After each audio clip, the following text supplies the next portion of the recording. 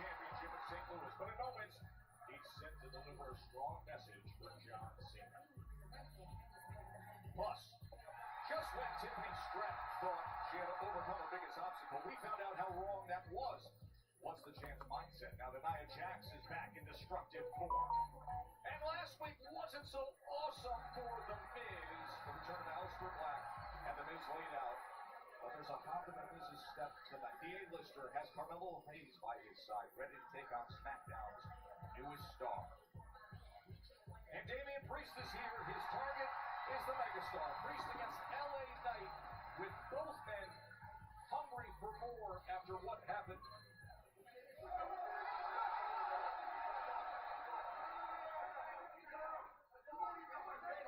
Put yourself there. I'm coming for you and your title.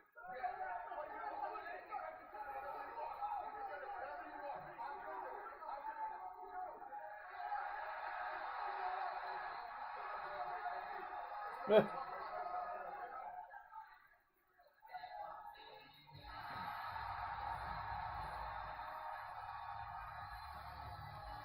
Ow.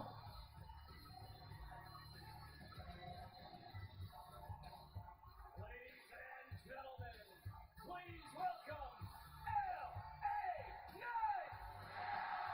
Been no wallowing after the WrestleMania loss for LA Knight. Joe Tessitore and Wade Barrett with you. Wade, he hasn't missed at any time, but himself right back into the biggest challenges. Last week, that's where he found himself against Drew McIntyre. Yeah, number one contenders match for the US title between those two. Things were going well for the megastar, but then Solo Sikoa came along, dropped the megastar with a Samoan spike, and with McIntyre closing in on victory, Damian Priest showed up. Decided he didn't like what was going down, drilled McIntyre with a sound of heaven. Now LA Knight was disqualified as a result of that, and he then vented his anger onto a human torpedo in the form of Jacob Fatu showed up. The US champ putting all potential challenges for his goal on notice with a typical beatdown.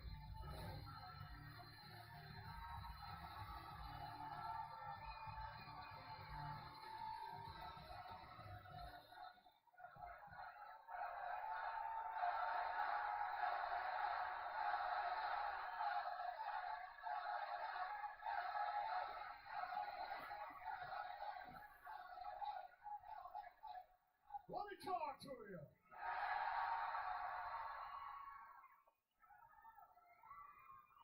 1 week ago, I stepped right in this ring.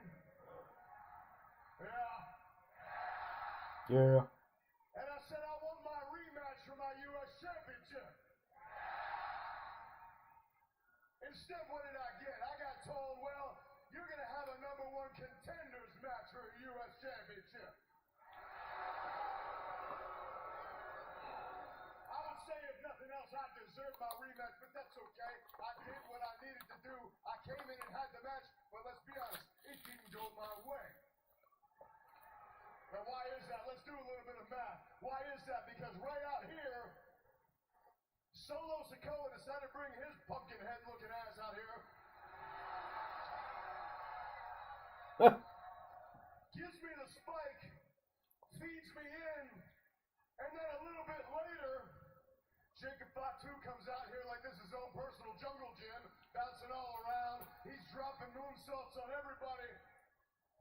But why was that able to happen? The reason that was able to happen was because the man who I have a match with a little bit later tonight, that's Damian Priest. Damian Priest, I ain't got no problem with you. You got to understand something. I know what you were doing. I know it had nothing to do with me, but at the same time, my man, you got to pick your spot.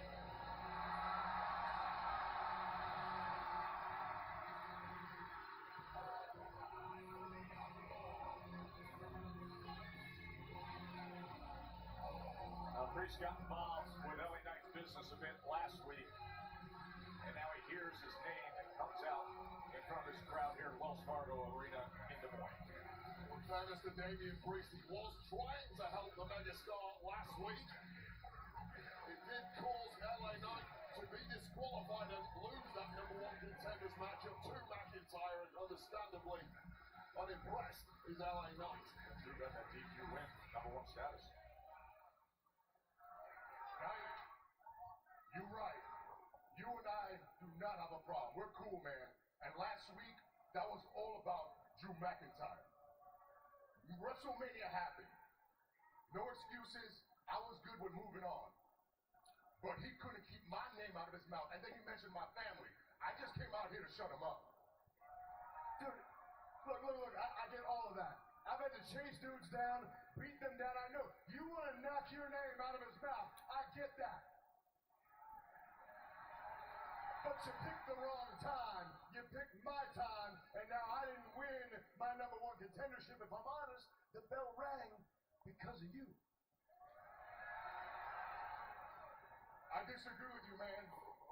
Solo spiked you over there. So all I did was save you from eating a Claymore and getting pinned 1, 2, 3. My man, I don't want to dig too deep here, but I feel like you're living in the past. I feel like you're reliving WrestleMania. Just because you ate a Claymore, just because Drew pinned you and beat you, don't put that on me.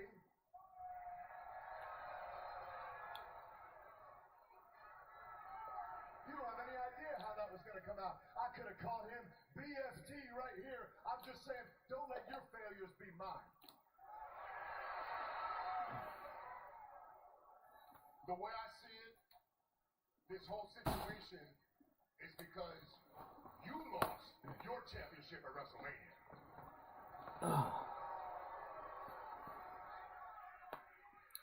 I don't need any reminders, my man.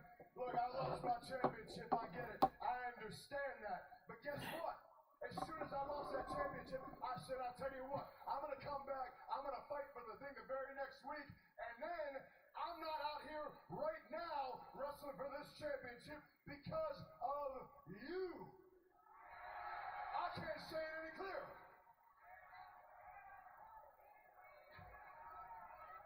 This is the deal. All your frustrations, they're your fault. Maybe if your head wasn't up your ass at Mania, you'd still be champion.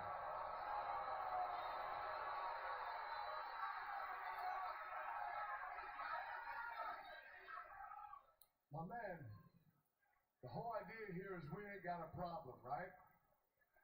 But I'm telling you right now, if you keep talking like that, you ain't got to worry about where the head's up. You're going to worry about me putting my foot up yours. All right.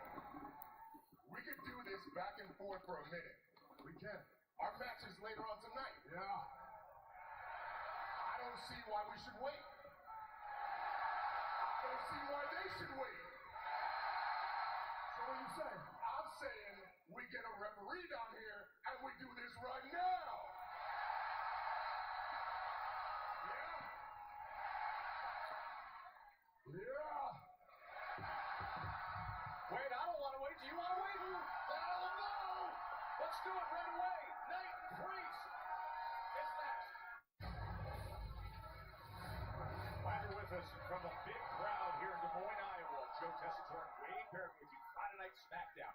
LA Knight and Damian Priest all of a sudden our opening match here on Smackdown as these two got heated right away as soon as we came on the air. As LA Knight was questioning why Damian Priest caused a DQ last week and gave Drew McIntyre that #1 contender status as Knight is looking for a rematch to re-earn his U.S. championship.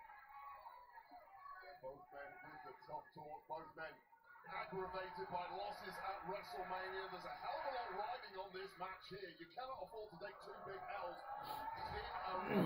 One of these men is going to have to eat that.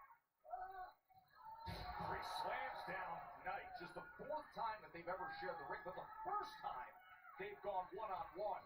Yeah, that limb length advantage of Damian Priest has really been the story of this one so far. There's LA Knight. Oh! No, he's trying to go for it as Priest throws him away for a moment and delivers the big hit with all 250-plus pounds coming behind it.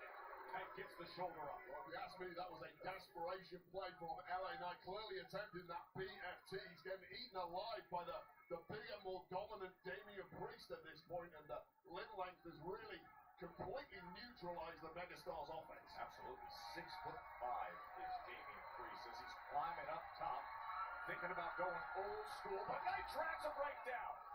Knight just has on one way, too well scouted.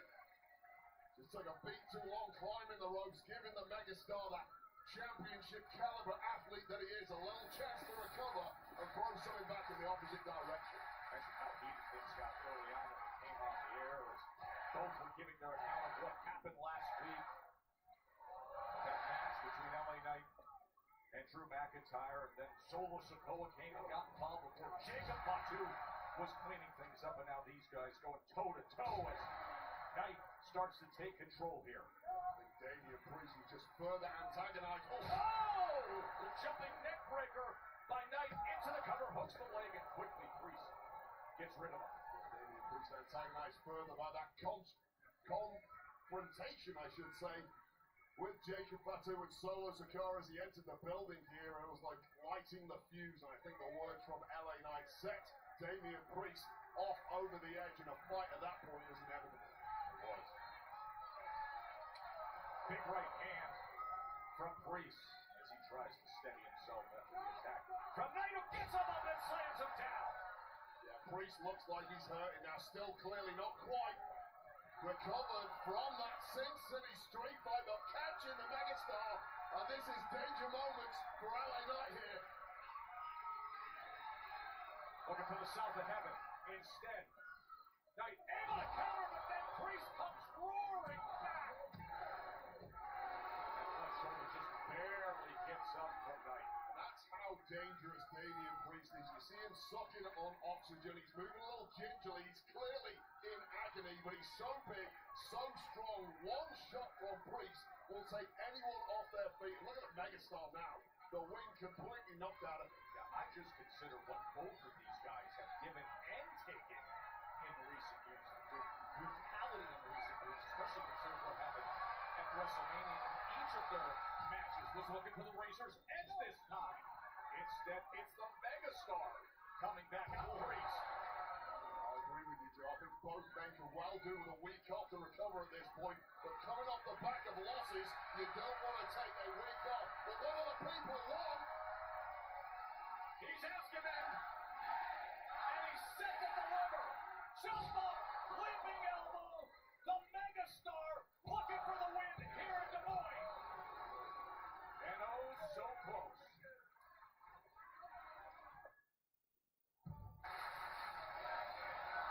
The "This is awesome" chant has started here in Des Moines, Iowa, as LA Knight and Damian Priest moments ago the double clothesline. These guys are giving everything they can. They have been heated after what happened a week ago when LA Knight blamed Damian Priest for the DQ loss that put Drew McIntyre into the #1 spot. And now Knight's got Priest on top.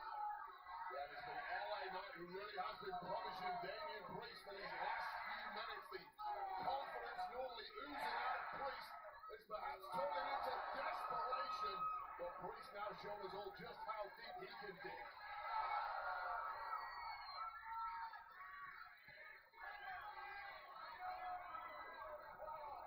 Wayside a week ago, you picked the wrong time, my time. Oh! He was looking for the Razor's Edge moments ago! And now he delivers nearly 3/4 across the ring, sending the megastar. And just like the last possible minute, that left shoulder didn't know. Let's take another look at this landing high on the neck and shoulders for LA Knight. No way to protect yourself. The back of the head bouncing off the canvas, and this entire arena were convinced this was a 3 count. 2.99, no less than that, but somehow the megastar still ticking. Wait, can you believe the distance? And it says something when Damian Priest has the raw power to throw a 250-plus pound man in LA Knight across the ring. This deep in the match, Joe. He's looking for more, but instead of south to heaven, the megastar trying to find his own rally. No, Priest counters broken arrow. Priest not going for a cover here. That could be a mistake. Perhaps he's acutely aware that the megastar is not going to go down easy in this one. You have to stack that offense Damian Priest got left in the tank to even scale to the top rope. He's taken a hell of a lot of time. Well, that is a question, and a legitimate one based on what we are seeing is all of a sudden. Oh, Knight's back on his feet. Knight is back on his feet. Quick like a cat to the superplex. Call it a megaplex, maybe, Joe. Hooks the leg. Oh, and Priest finds a way. What's a battle to start Smackdown? Well, just when this broken arrow connects to LA Knight, perhaps it was a mistake to not go for the pin because here's what came back in return. The megastar with the megaplex. And I do think, looking at the pin that LA Knight executed there, he perhaps over-rotated the shoulders of Damian Priest, allowing Damian Priest an easier kick out. You can't blame him at this point in the match. Exhaustion is the order of the day now for these two men. This is Stephanie's Places, by the way. This week's episode on ESPN Plus, Roman Reigns and the Bloodline. It's a must-watch as Knight sends Priest out to the floor. These two men, their bodies, their joints must feel like jelly at this point, trying to maintain any control. Good luck with that, but Priest moving out of the way. Oh, the flatliner on the apron! Bouncing forehead first off the hardest part of the ring. Can't pin him out there, obviously. Need to get him back inside and put this one to bed if you are. What in the world? Solo Sikoa! Solo Sikoa! The bell rings as this match is over because Solo Sikoa just came in to beat down Damian Priest. Well, you've got to be careful who you talk smack to in this game, especially when you're about to go out and have a match. Talk a little too much trash to Solo Sikoa and Jacob Fatu on his entrance to the arena a few minutes ago in Grayson. But now he's all over the megastar as well, Wade. I'll take a chunk of flesh out of whoever I can get it if I'm Solo Sikoa. This is statement time. He's lining up the Samoan spike. Solo Sikoa in the midst of what was a sensational match between Knight and Priest as he's going to deliver the spike to LA Knight. Oh no! Priest, a massive right hand. Oh, EFT! And now they're back on their feet. And Solo better watch out. After they gave so much, they looked down at Sikoa, who interrupted things. Priest is coming out. What is he doing? He's tearing apart our announcements. He's clearing it off.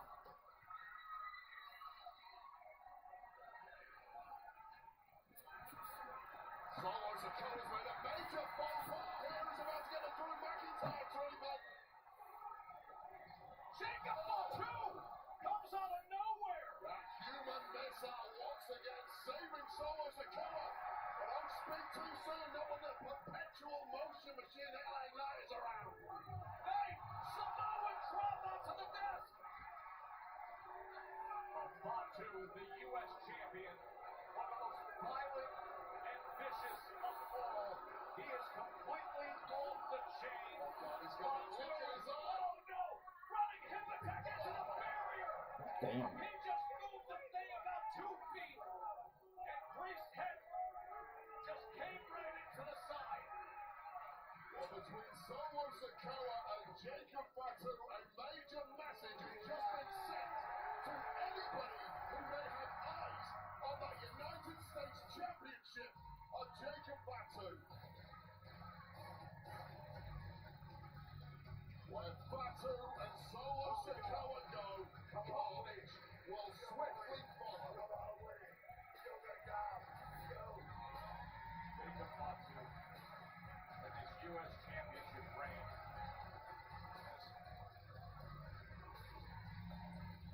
It just comes with so much terror for anybody close to contention. This man is violent. This man is vicious.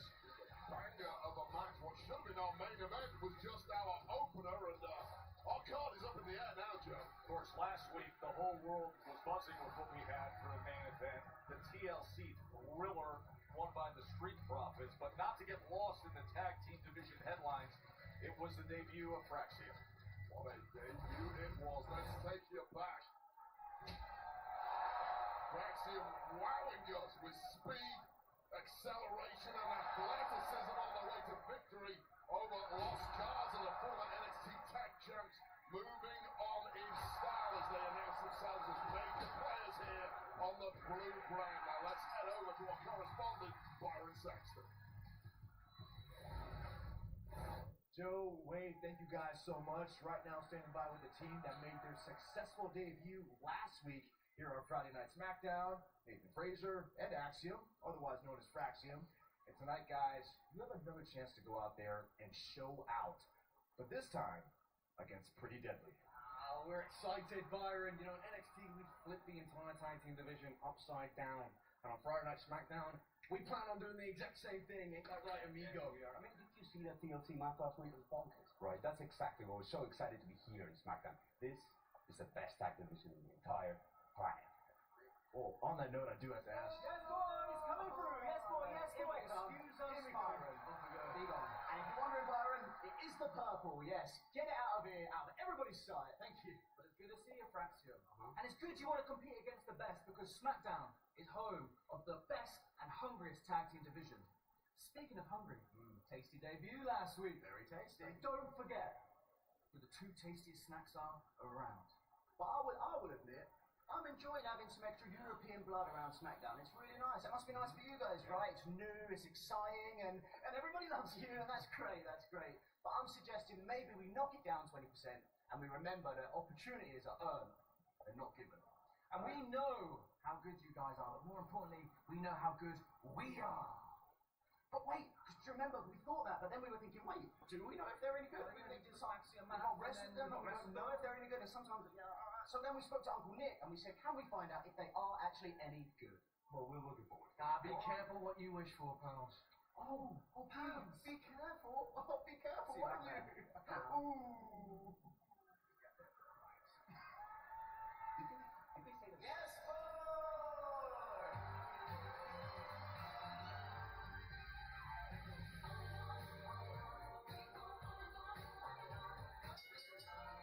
The following tag team contest is scheduled for one fall. Introducing first, with a combined weight of 426 pounds, Ethan Bridge, Kid Wilson, Pretty Deadly! First official match for Pretty Deadly since we saw them so close to goal in their London backyard. Really, championship match at the O2. Now, they want to keep the new guys at bay. Pretty Deadly looking to maintain their status against Praxia. That's coming up next on Friday Night Smackdown. And this match is presented by Sonic. Drive in.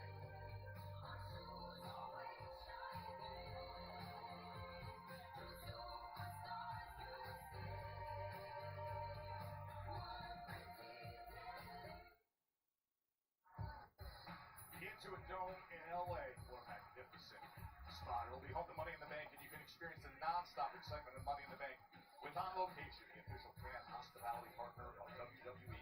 Unrivaled access, the unmatched service, unforgettable experiences.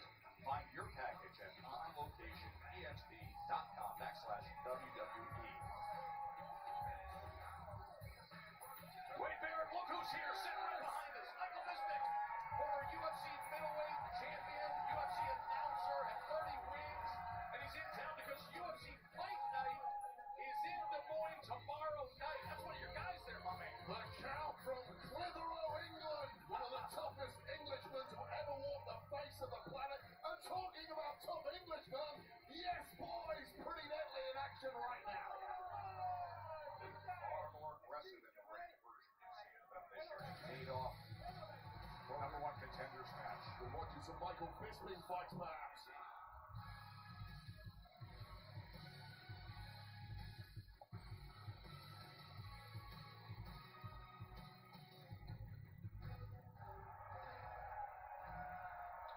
And their opponent, with a total combined weight of 365 pounds, Praxia! Nathan Fraser and Axiom. Praxia, the pair that dominated the NXT tag team scene most of the past year. Ultra speedy. They impressed everyone last week with their win over Los Garza in a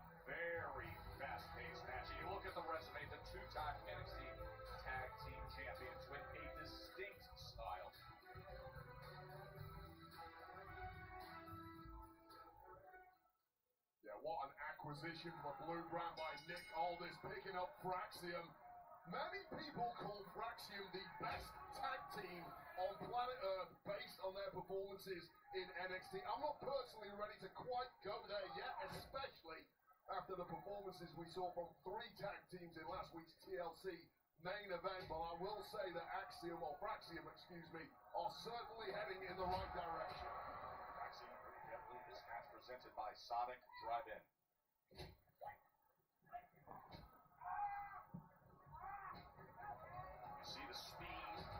Stretches him out and then delivers that kick right to the head. Spent time with Pretty Deadly earlier today as they are still trying to regroup after what happened at home in London. They put so much into that match. Yeah, and it's always unnerving when you're an established team like Pretty Deadly is.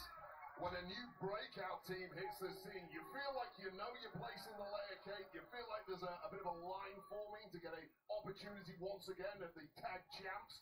And then a new team with a bunch of hoopla surrounded and turn up, and you feel like you've slipped. Wilson hooks the leg. 1 or 2 places down the ladder, and PD certainly need a big win tonight to let these newcomers know you're not going to have it too easy here on the Blue Brand. Saturday, June 7th, that's going to be special Money in the Bank the same day as Worlds Collide. NXT and WWE's newly acquired Lucha Libre AAA Worldwide. What a day that's going to be in LA in early June.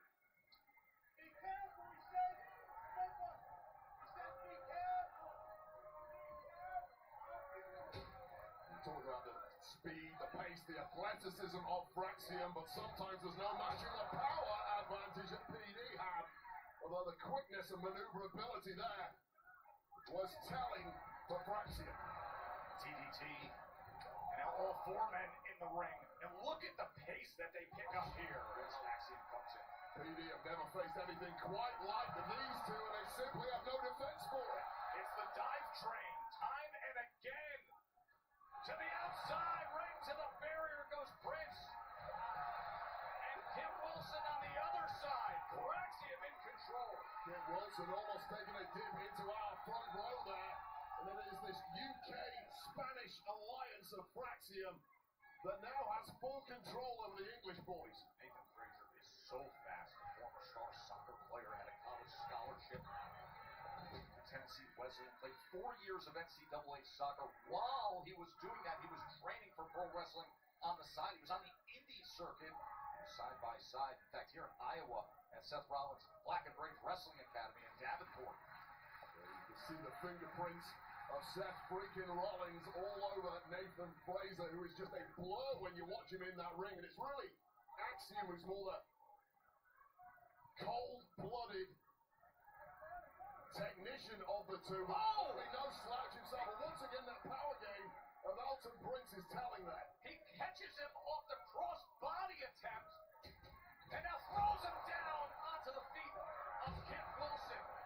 And the clothesline from L. Ton.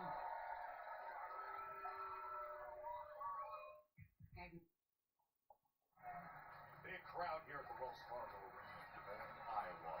As Fraxium taking on Pretty Deadly. This match is presented by Sonic. Drive in, live free, eat Sonic.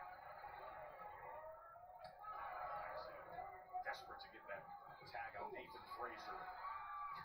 Great debut on Smackdown. And now he does. Here comes Frazier, Wade. Oh, gets both of them with the springboard drop kick. Get ready to hit that slow down button on your remote, because this guy is simply too fast to be legal. He is an absolute vapor trail. Springboarding into action. Doubles a DDT. One reverse, one in front. Shooting star press into the cover. I mean, that looks exceptionally close. He's in absolute disbelief. The Blues are ringing out, and I understand it. You see, the mouth of Elton Prince busted wide open. This was a late kick out. I'm not quite sure. It may have been an elbow that connected to the jaw of Elton Prince, who looks in an absolutely terrible state. And Nathan Frazier here, it might be like taking candy from a baby, because Elton Prince looks like a beaten man. Just look at his face. Well, I give you something. This is a bit of an experience here from Nathan Fraser, taking an opponent up in his own tag corner, which is essentially giving a free tag here to Kit Wilson. Now off to the floor. And now here comes Kit Wilson. Fraser didn't see the tag. He was did so not. focused on attacking Alton Prince. For the win. And the kick out at the very last second. Well, that was a mistake. Nathan Fraser really needs to learn from that. And you won't get many chances like that here at Smackdown. Fraser is lucky he's still ticking in this one. Oh, big right hand comes in from Kit Wilson. Wilson might have to win this one on his own if he's going to be successful here. I think Alton Prince is down for the count at this point, and it's effectively a 2-on-1 matchup, and now Axiom back in the fray. Kit Wilson in that compromised position. Just rapid tags here from Fraxium. It is now Nathan Fraser who's the legal man. Oh, Spanish fly! And this did the damage last week, Joe. Meanwhile, Nathan Fraser, Phoenix Splash! The combo work for the win! They did it! And that is 2 for 2 on SmackDown. Your winners, Fraxia!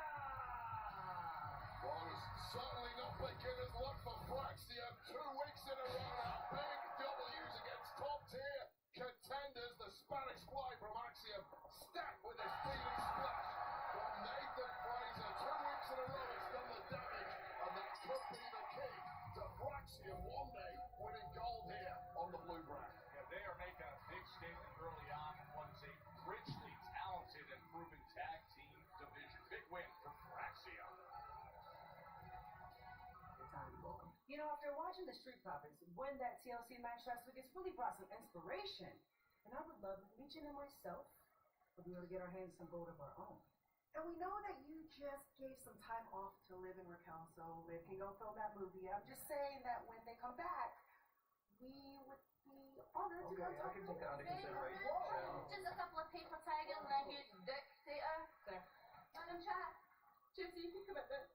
Condolences for your loss. Oh, you look good covering all black and L's. So sad.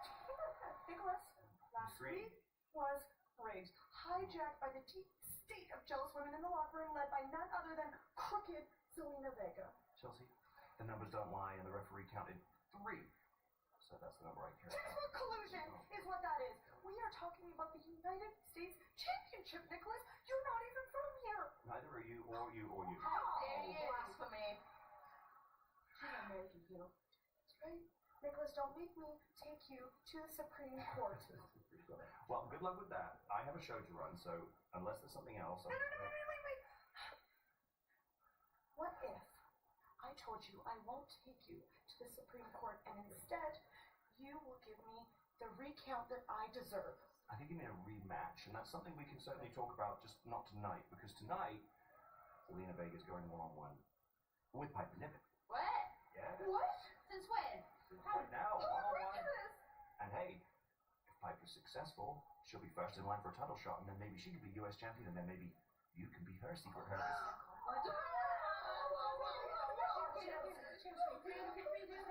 Chelsea's losing her mind. It was a shocking return a week ago for Nia Jax. Hadn't seen her since Elimination Chamber. We'll hear from the dangerous and determined Nia Jax next. Man, I can't believe we're just 8 days away from it being there in St. Louis, and you can experience the non-stop excitement of Backlash with On Location, the official fan hospitality partner of WWE. Unrivaled access, unmatched service, the unforgettable experiences. You can find your package for Backlash on onlocation.com/WWE. And of course, there in St. Louis, the continued next chapter written in the long history of John Cena and Randy Orton. Cena versus Orton. One of the great rivalries in the history of the WWE.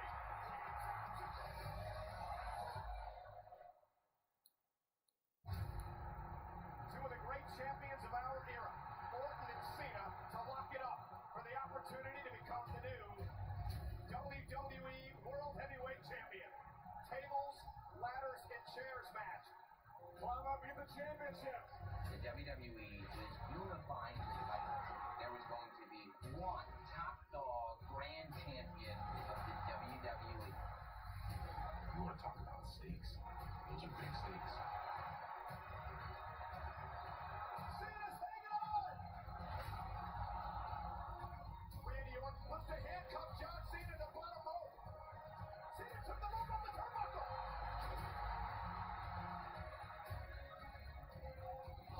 Cena may be out cold. It elevated Randy Orton to a completely different level. Randy Orton is WWE World Heavyweight Champion. I proved tonight that I am the greatest superstar of this generation or any other. Cannot wait for that one. Backlash a week from tomorrow in St. Louis, Missouri. The hometown man, Randy Orton, looks to become a 15-time world champ against an almost 25-year rival, the record 17-time champ John Cena. And side note, we will be hearing from Randy Orton later on tonight, right here on Smackdown, regarding that match. Hey fans, enter WWE's Dream Trip to Universal Orlando Resort Sweepstakes for a chance to experience Universal Orlando Resort's 4 theme parks, including the all-new Universal Epic Universe, opening May 22nd, plus a chance to meet a WWE superstar. You can go to WWE.com/Universal Suites to enter for a chance to win that.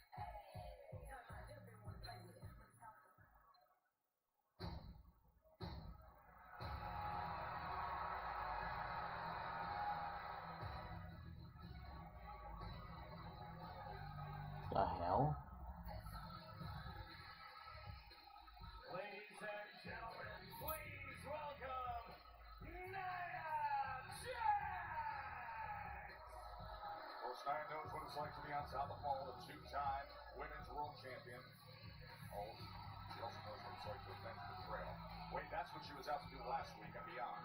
Yeah, so we were having an impromptu match on Smackdown last week. So WWE Women's Champ Tiffany Stratton take on the Storm Jade Cargill. Both women pushing their limits to the max until a deranged Naomi hit the ring to attack the woman who beat her at WrestleMania 41. And was one serious beatdown later, Naomi chose to exit stage left rather than confront Tiffany Stratton. However, enter stage right, Nia Jax, Tiffany Stratton's former mentor, letting the champ know that she wants her gold back.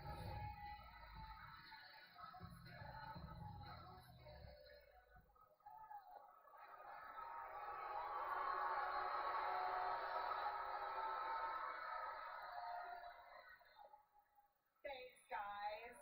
It sounds like you all missed me.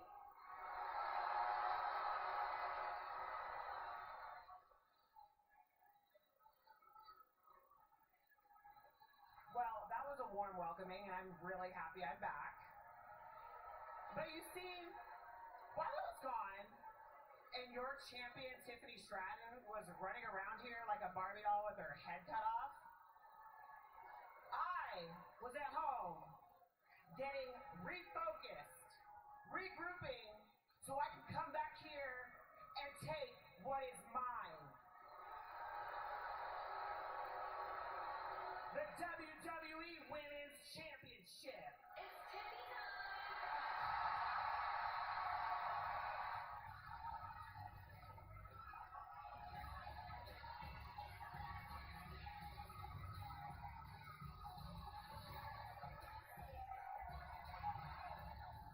Let me guess, Nia. You were gonna say that you're gonna annihilate me and then take my title. Newsflash! I'm not the same Tiffany Stratton that used to bully around anymore. Cashing in on you was the greatest thing I've ever done for my career, and I'd do it again. And then I went toe-to-toe with one of the greatest of all time, Charlotte Flair. And then I beat her. And if we ever lock up again, I beat you too.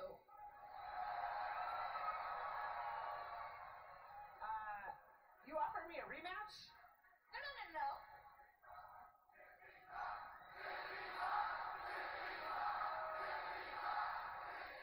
You should know, and you should have been here long enough to know that I don't make the matches around here. But I'm certainly not shying away from a fight. I'd defend my title against you anytime, any place, anywhere.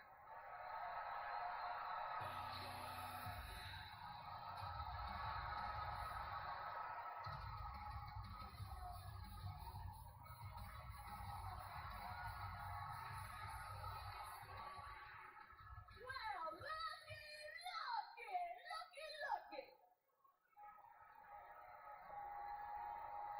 You know, it's funny to see the two of you fighting because I remember for months when I was trying to get the WWE Women's Championship from Nia, Tippy, you always found a way to make sure you helped her out.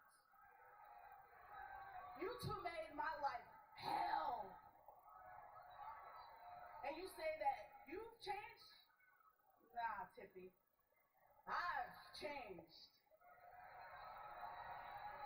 I'm a new Naomi now. I'm no longer the sweet Naomi, the good girl who stood behind Bianca and let Jade walk all over. I took matters into my own hands. I took out Jade and I took my championship. Jade may have ruined everything that I have worked for, but I am not done. Shut up.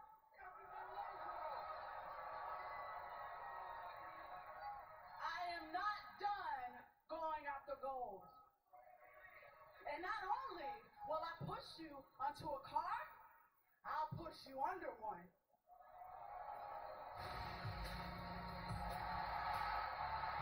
Yeah. Well, proceed with caution may hit a little different right now. Look at that purposeful stride of the storm. Jade Cargill is going to get after Naomi. And meanwhile, they're brawling as well with Nia Jax and Tiffany Stratton. Well, it was Jade Cargill who got jumped by Naomi last week during that match, and then subsequently, of course, Tiffany Stratton jumped by Nia Jax. A little bit of payback before our eyes here. All out brawl. And now Tiffany and Jade circling each other. Okay, ladies, let's settle down. If the four of you are so eager for a fight, then let's give Des Moines, Iowa a tag team match, player. Let's give them Naomi and Nia Jax versus Jade Cargill and the champ Tiffany Stratton, and let's do it tonight. That Thank you, sounds Nick Aldis. like a potential main event that could well replace the one we lost earlier. Yeah, two bitter rivals, and then the two former great friends who split over a contract cash-in. So that is great stuff by Nick Aldis to know that. He deserves a big hand, by the way, this week. He led the way on Raw, filling in on Raw. Then he over-delivers here on Smackdown 2 times already tonight. Being a GM is a thankless task, but the truth is you get four big personalities like we just had brawling in that ring. They're going to fight one way or another. May as well make it legal. One of the biggest post-Mania surprises came a week ago. The return of a very dangerous, often mysterious, and cryptic, capable superstar. And may you never forget that I am the Miz, and I am... About to have a very bad night. Because look who arrived. It was the shocking return to Smackdown of one Aleister Black. And upon this vision, the audience's jaws dropped.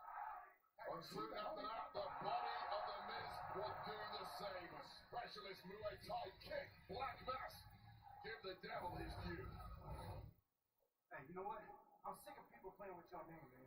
How's you gonna try to make a moment off a moment maker? Tonight, we gonna show them. You, me, and Trey. Trey. Trey. Trey and I are pillars in this industry. This is what I was talking about last week. Respect. Respect. 2 decades I built WWE with hard work and spotlight stealing performances. I've outlasted next big things, so-called flavors of the month, so-called legends, you name it. And he wanted his second chance. He targeted me, right? Yeah. You target a nobody, nobody talks. You target the Miz, everybody talks. Spotlight's on you. But here's the thing, he didn't knock me out last week. He woke me up. He's not fighting for a spotlight. I'm fighting to remind everyone exactly who I am. There's a reason I lasted in a company that he only lasted 5 years in. Aleister Black wants to make a statement, but he's going to be a part of mine. Let's go. Hear my music. Awesome!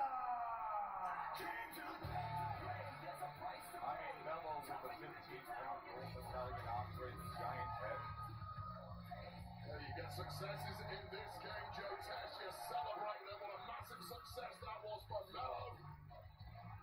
Well, what the Miz is reminding us that he wants to defeat current undisputed champion John Cena in a WrestleMania main event. We get moments like this. The following contest is scheduled for one fall. Introducing first, accompanied by the winner of the Andre the Giant Memorial Battle Royal, Carmelo Hayes, residing in Hollywood, California, weighing in at 221 pounds, The Miz! Chance in front of the Miz. Coming up next against Aleister Black. Don't go anywhere. Host Friday Night Smackdown on the 10th and Monday Night Raw on Monday the 13th of October. And undisputed champion John Cena will be there in his final appearance in Australia. And you can register for tickets at WWE.com/WWE Australia 2025. The Miz, of course, his huge resume of his career. The loud complaint recently of being left off the WrestleMania cards. Well, that was silence for me. Okay, let's go to Blackie. Aleister Black. Again, we're all back in black here on Friday Night Smackdown.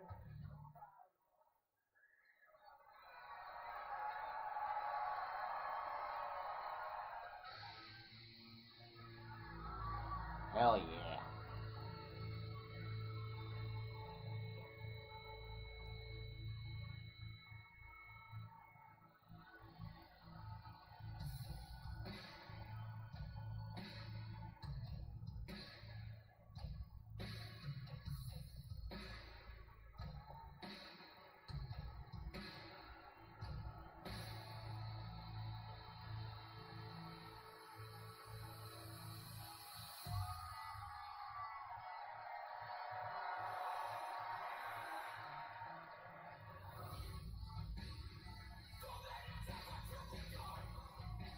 Yeah. There we go, baby. It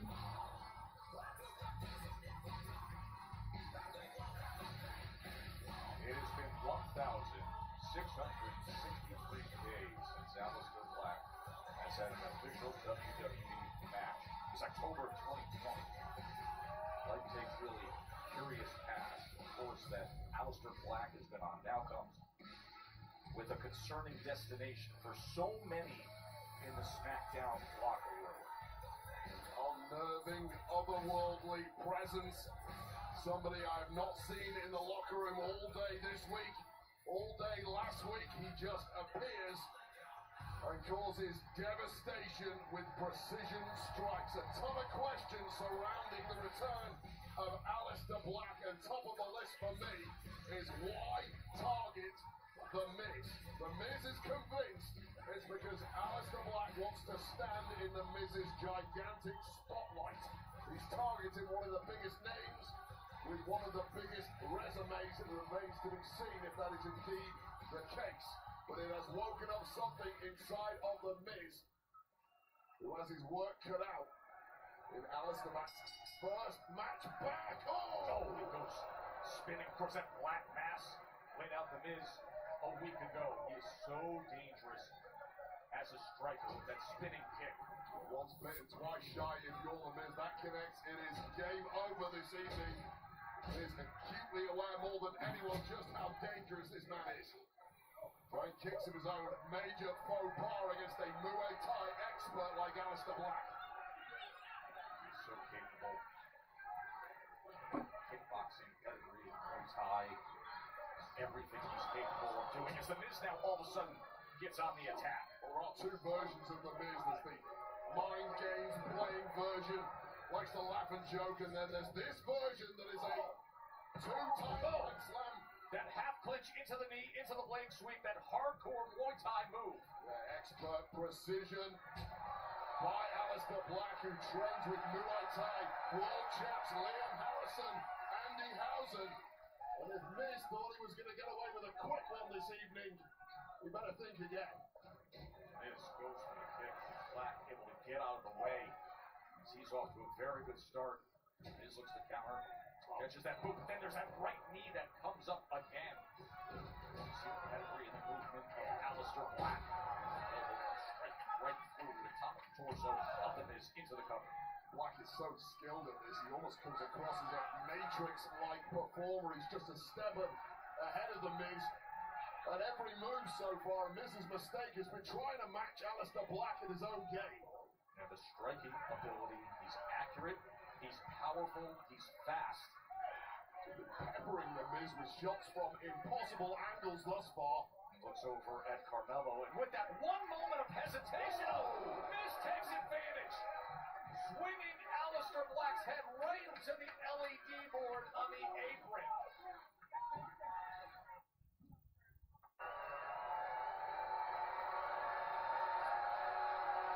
Big opportunity for The Miz here against Aleister Black, who returned to Smackdown a week ago and delivered a Black Mass spinning kick to The Miz. The Miz comes in against Black, who's in his first official WWE match since October of 2020. Well, it has been an absolute masterclass by The Miz. Oh, that skull crushing finale, but too quick was Aleister Black, and The Miz has just shown exactly why he is so special when he drops the posturing, drops the clowning around, because he has effectively neutralized somebody who was mowing him down in the early goings in this one. Off the step, but he hits a huge knee. I mean, a huge right knee as The Miz just drapes into that barrier. Yeah, tremendous reactionary strike there from Aleister Black, who didn't get more than a split-second notice that The Miz was darting at him. It was the perfect strike at the perfect time, which tells you exactly why Black is just so dangerous. His the striking ability, great time moves that we saw early on in this match when he took advantage, and now he's able to parry that right hand and then sweeps the leg. And look at the speed and the offensive personal attack of Aleister Black. Sure, so a strike to the liver in there at one point. Oh, springboard right to the cover. And able to get that shoulder up into count. Was The Miz. The Miz has been completely debilitated by various body strikes there, all of them so precise. All Miz can do at this point is cover up and hope for the best. Tickets available for Monday Night Raw in nearby Omaha, and we are only 8 days away from Backlash. Randy Orton, John Cena, we are going to hear from the Viper here tonight on Smackdown. Miz able to catch that knee. The hair then stomps down before delivering the DDT. And Miz, he hooks the leg himself, looking for the win before that left shoulder hits up. Once again, it's the dirty tricks of The Miz that keep getting him back on top in this one. About as deep, dirty trick playbook as this industry has ever seen, and Carmelo Hayes is loving every second of his mentor, beating the hell out of Aleister Black. Carmelo Hayes, words of encouragement, perhaps offering up a little bit of strategy. And Coach, oh, did you just look at the reaction by Aleister Black?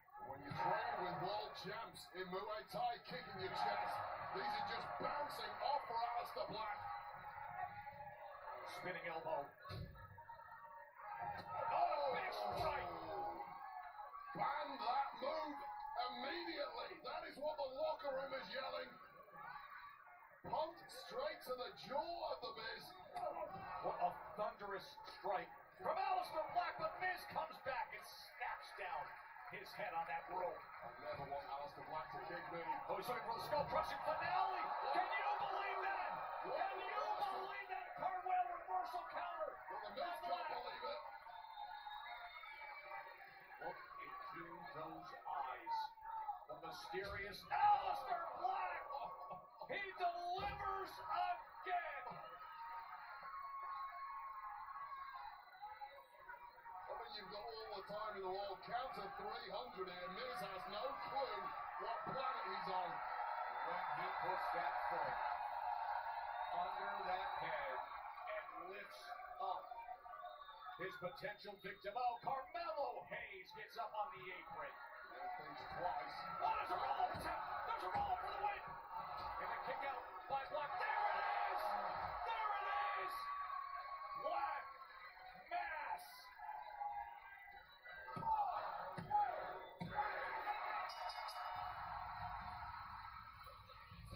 Here is your winner, Aleister Black. He's mysterious, he's intense, he's highly dangerous. Give the devil his due. And Carmelo Hayes, not this week, pal.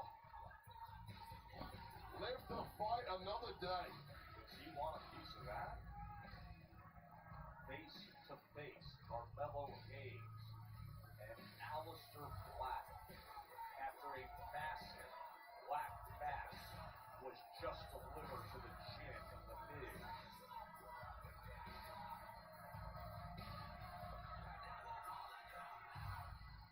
First win. Going back almost 5 years for Aleister Black. Back on Friday Night Smackdown. Judging by that performance, the first of many, I suspect, Joe Tess. Devastating striking ability. Black Mass spinning kick. And the Miz checking his teeth. Carmelo helps him to his feet.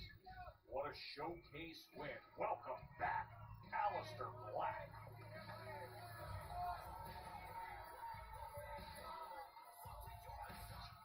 Phoenix. Phoenix on the best. Look, I had a chance to watch your match at WrestleMania, and brother, I gotta tell you, what I saw was a true embodiment of disappointment. Yeah. Not only did you lose the biggest match of your life, for which you should be embarrassed, but you also embarrassed the whole tradition of lucha libre by losing to a clown, un payaso, like El Grande Americano. Rey Mysterio himself picked you to take his place at WrestleMania. And you blew it. And now, the self-appointed greatest luchador of all time is out of the picture. And this time, hopefully forever. Someone's gonna have to take his place. And that person, brother, has always been me. So, if you know what's best for you, you're gonna want to listen closely to what I gotta say. Mira, cállate. Stay out of my business. Okay? Whoa. Espera. There is only one luchador in the world I trust. And definitely, it's not you, brother. If you have a problem, I will see you in the ring tonight. I'll make it happen.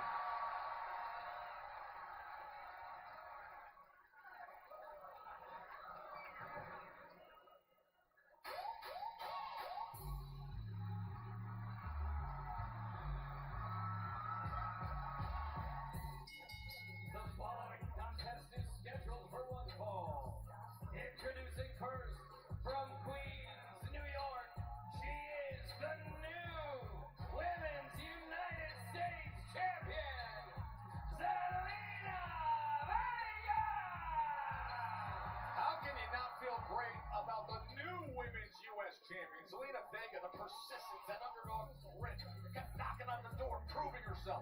overcame all the nonsense with Chelsea Green. And now faces one of the main obstacles during that stretch. Vega against Piper Niven. That's coming up next. The new Women's United States Champion.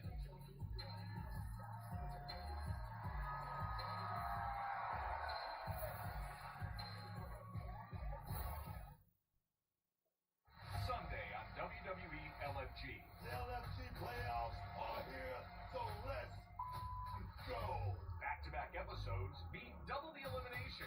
First, the ladies. I've got an Olympic gold medalist, and I have somebody who I feel is going to change the face of women's wrestling. Then, tempers erupt with the men. I was in the hot seat at the end of the day. I was in the hot seat. Who will advance to the semifinals? This might be the hardest decision of the competition. I don't want to say goodbye to either of you. WWE LFG. It is a great night here at Wells Fargo Arena. Look at this big man. Look at Deion Dawkins, the four-time Pro Bowler, the offensive tackle for the Buffalo Bills. The big man is sitting here ringside among this massive crowd here in Des Moines, Iowa. Don't get this. Just announced we had a luchador dispute in the locker room moments ago. Well, we're going to settle it tonight as the Electric Ray Phoenix and the Emperor of Lucha Libre, Santos Escobar. They're going to go one-on-one later tonight right here on Smackdown. So Zelina Vega, the new United States champion, having defeated Chelsea Green.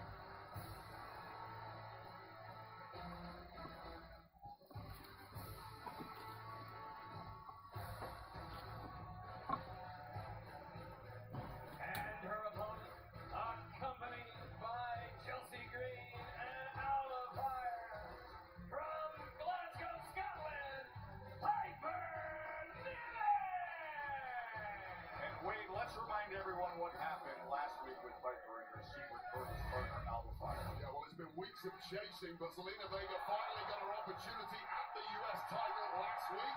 The career underdog being cheap-shotted by the Secret Service one time too many. That led to that ejection. And it was a big distraction for all involved, but it was Vega who got the opportunity to hit that patented code red and grab her first singles championship in WWE. Chelsea Green, the now former champ, left distraught that her time on the top is over.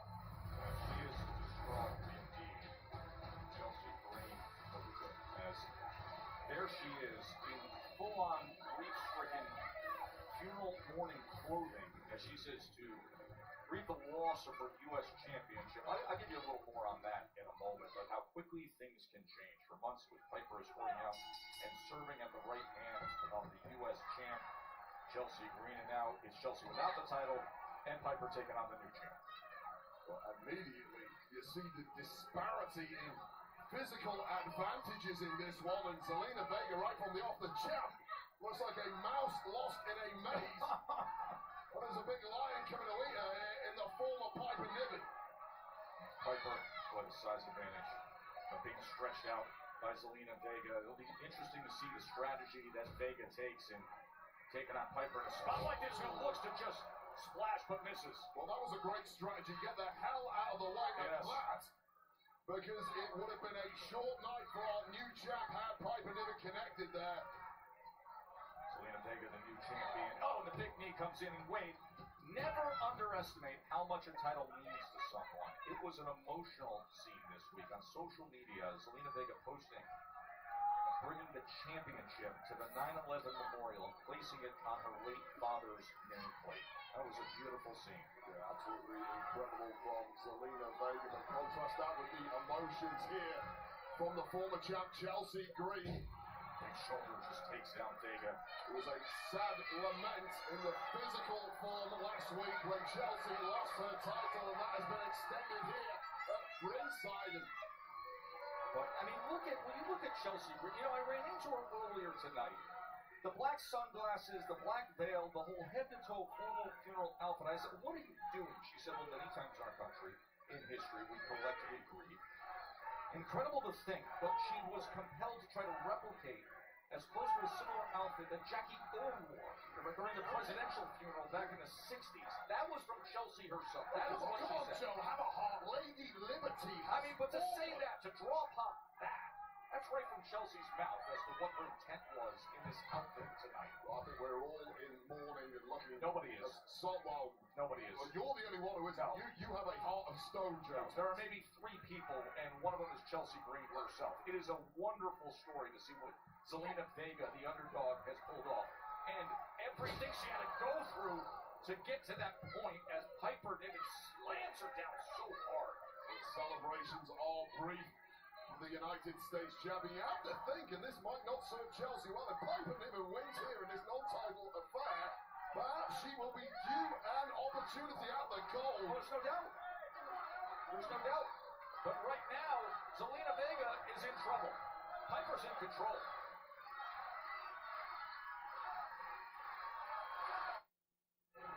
A week ago, Zelina Vega won her first singles title of her career in WWE. Earlier tonight, Chelsea Green was demanding a rematch. Instead, General Manager Nick Aldis had other plans, and that is this test against Piper Niven. You see the dethroned United States champion, all in black, as she says, her funeral-level grieving outfit, as Piper Niven has been dominating the newly minted United States Women's Champion. This is one of the biggest physical mismatches possible in the women's division. And I thought Piper Niven was going to be home and dry, but a questionable shot to the thorax there from Niven stops the champ in her tracks.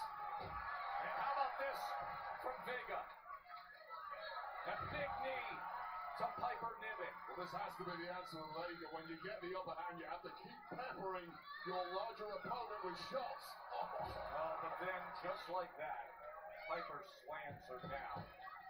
You're an Augie in the corner. What a difference to make that. The wrecking ball of menace. What a press. Right shoulder from Zelina Vega. That determination, that will. Chelsea is so annoying when we're trying to do our job. I think we should have got Chelsea Green on commentary for this one, but honestly, that's a discussion for another day as we take another look at this angled senton crushing the midsection of Zelina Vega, who you start to question, is the ref going to need to step in here? Zelina utilizing her speed, her quick reflexes, now going up top, but she was able to get that hit on Piper Niven. A big right hand comes in from Niven. Niven, former WWE Tag Team Champion. With Chelsea Green, of course. 3 straight wins for Zelina Vega over Chelsea Green, the last of which she earned her way to get the title shot. And now 7 days into her reign, she is being handled by Piper Niven. Well, the headbutt comes in from Vega. Well, Vega once again, it's just been short flurries of offense from the word go for Vega, but she's not giving up. Oh! Vega hooks the leg. Laura came crashing down on Piper Niven. And that was about the biggest hit that Zelina Vega has landed thus far. Take another long meteora from the second row. It was a 2 count, but no more. And struggling, clearly in agony now. Oh, going for that. Oh, she going for code red. That's how she won it a week ago. But instead, side slam Piper Niven into the press. Once again, finding ways, Vega. You just sense that with that code red against an opponent as powerful as Piper Niven, it may not actually be possible for Zelina Vega to hit that, but it's certainly possible. Oh boy. Niven to hit this. Oh, looking for the cannonball, and at the last possible second, Vega gets out the way. Just about nimble enough. More running knees in the corner, and it's Piper Niven who's groggy. Can Vega finally sustain some offense here? You can still see Vega, though, reaching for her ribs. She has taken a lot of damage against Piper Niven here tonight. Desperate times like this, Joe, you go on instincts. Oh! Instincts have not been serving Zelina well. She's been trying to match power for power against Niven, but this could be it, Joe. If she can just piece together a few of these moments, looking for the moonsault and delivers for the win. And that left shoulder gets up the kick out by Piper Niven. Well, now the fog is starting to clear in the mind of the champion. Getting back to a game plan of that hit and move kind of offense. Capped off with this stunning moonsault. Wasn't quite enough. There was an element of panic in the eyes of the champ, but she is growing in confidence as this one wears on her once again. Going for the Cobra again. It's not going to work. No, not with the strength and size of Piper Niven. Instead, the headbutt comes in as Piper retakes control. It's Piper Niven who looks like she's struggling to cling on. But one shot puts her back in control. Looking for that power bomb. Can she get her into position? As Vega is in trouble here. But Vega finds a way. Oh, do we have a 619 opportunity? Way to that mental. Oh, what in the world with Chelsea Green up on the apron? Chelsea Green, frustrated, gets up on the apron, a week from being dethroned. Piper tried to come in. Oh, the roll up. Oh, no. Look at this. Oh, what a win for Vega. What a win for Vega. Here is your winner, the Women's United States Champion, Zelina Vega! 4 weeks in a row, a colossal disaster for the green regime. This time, it was a friendly fire incident. And somehow, Zelina Vega scurries out once again with the win. The underdog is undefeated at present. 2 weeks in a row, matches have been blown up and thrown out because of you getting yourself involved. And by the way, champ, you're not exactly innocent in all of this either. Hold on now. Don't pin last week on us, okay? That was Damian Priest's fault. He's the one that caused the DQ. And as far as Jacob, he's telling everybody they better stay out of his way. That's a warning. Well, warning received. Which is why at Backlash, Jacob's going to defend that U.S. Championship against Damian Priest and LA Knight in a triple threat match. How's that sound? Wait, hold on. How did that happen? Technically, Drew McIntyre won the match. He's the #1 contender. If there's anybody that should fight Jacob, it's Drew. You're right. No, you're absolutely right, sir. Forget the triple threat match. Let's make it a fatal 4-way match. We'll add Drew McIntyre to the mix as well. You know what? Let's keep it 100. No matter who you put in front of me, line them all up at Backlash. Because at the end of the day, I'm a dog walk that gas. See me? I'm all gas. Yo, break quick. Y'all know what I mean?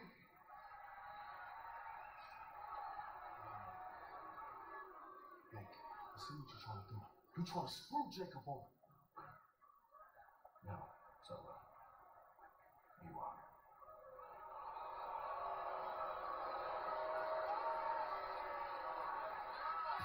Nick Aldis has been a busy boy this evening, but we got ourselves a new main event tonight because WWE Women's Champ Tiffany Stratton and Jay Cargill are going to team up in tag action against Nia Jax and Naomi. That is later tonight on Smackdown.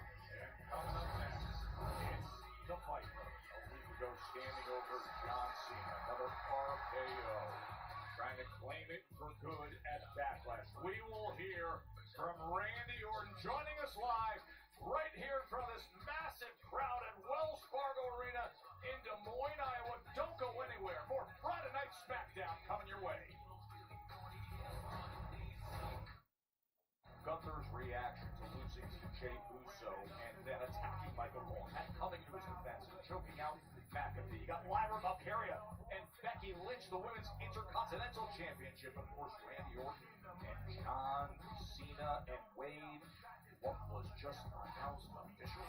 Oh, it's breaking because amidst the chaos of the past couple of weeks, GM Nick Aldis has found a potential solution because at Backlash, US champ Jacob Fatu will defend against the former champ LA Knight, the Punisher Damian Priest, and the Scottish psychopath Drew McIntyre in a fatal 4-way matchup that's at tomorrow.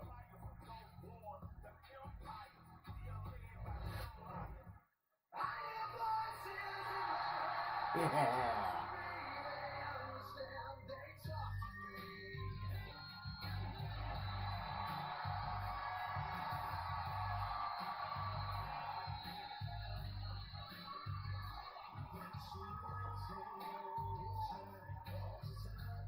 Ladies and gentlemen, please welcome the Viper, Randy Orton! It has been interesting to be along the recent ride of Randy Orton. He took great offense last week. John Cena said that at Backlash he would make sure that 3 generations of Orton's family legacy in the business would be erased from the history books. After Backlash, when you fail, you will have no excuses. A typical cheap shot by this version of John Cena, but Randy Orton never really been one for excuses, has he? But who needs excuses when you are armed with an RKO out of nowhere? If Randy Orton connects like that at Backlash, Cena's 17th reign is over, and Randy Orton's 15th reign begins. These two clash 1 week from tomorrow, 2 of the greats of all time, 25 years of history between them when it comes to a head at Backlash with the undisputed WWE Championship on the line. That'll be streaming live on Peacock next Saturday. It's going to be a 7 Eastern start time on Saturday, May 10th, hometown of St. Louis, the undisputed championship of the West.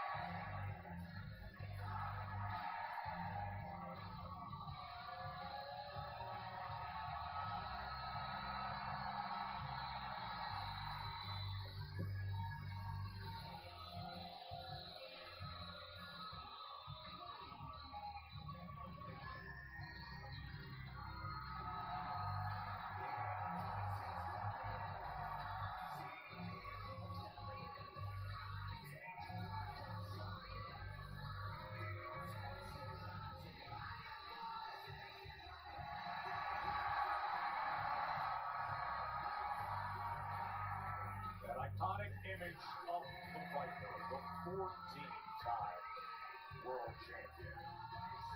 With John Cena just breaking the all-time record, sitting on 17. But Randy was quick to remind everybody recently, hey, 14's not that far off. And now he's got the opportunity for the big one. In just 8 days, he said it right there. That belt, the undisputed championship. He's out to get it in 8 days.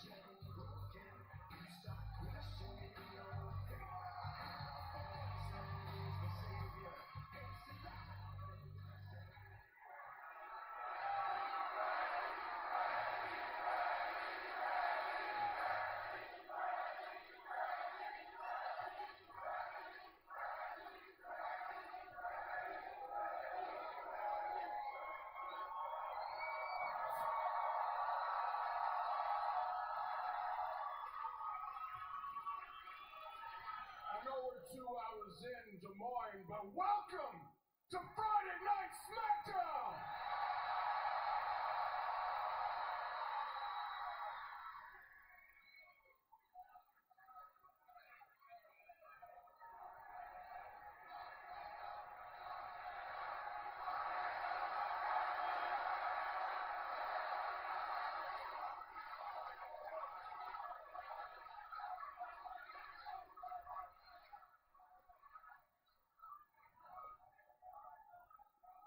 John Cena.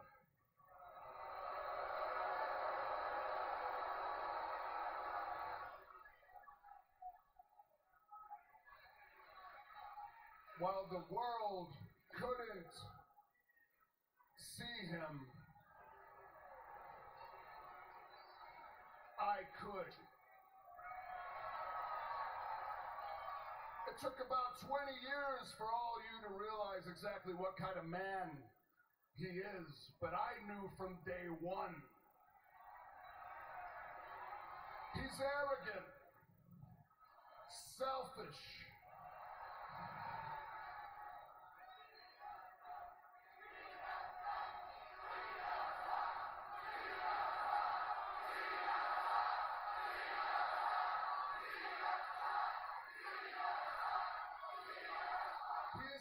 entitled brat that gets whatever he wants. John Cena is the ultimate shiny new toy to be played with by the ultimate puppet master.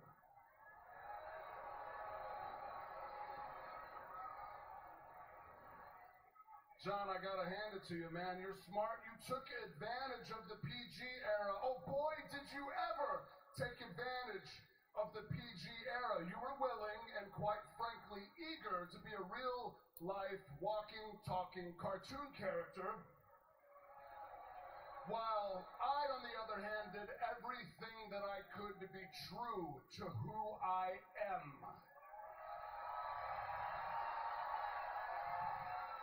He didn't care about the boys in the back. He didn't care about all of you.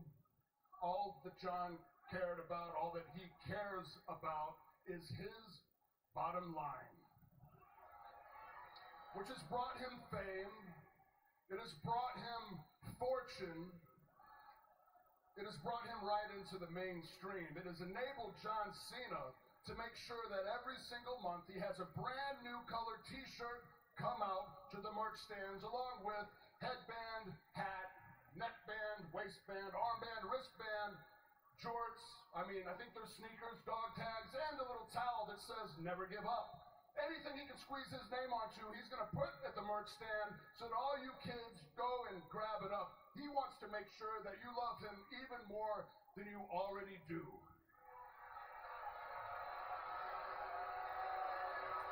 But speaking of the kids, last week on Smackdown, John said the reason why he never had kids, the reason why he never raised a family himself, was because he was busy raising all of your kids.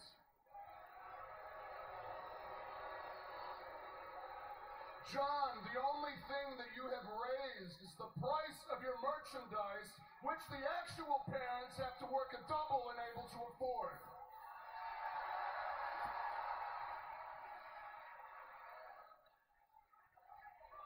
You know, selling your soul isn't exactly a new concept, is it, John? You've been doing that for 20 years. Hustle, loyalty, respect. Am I right? I'll give him the hustle. I'll give him the hustle all day.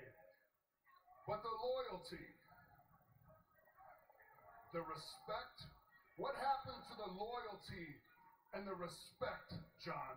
Let me be clear why I'm asking specifically about the loyalty and the respect.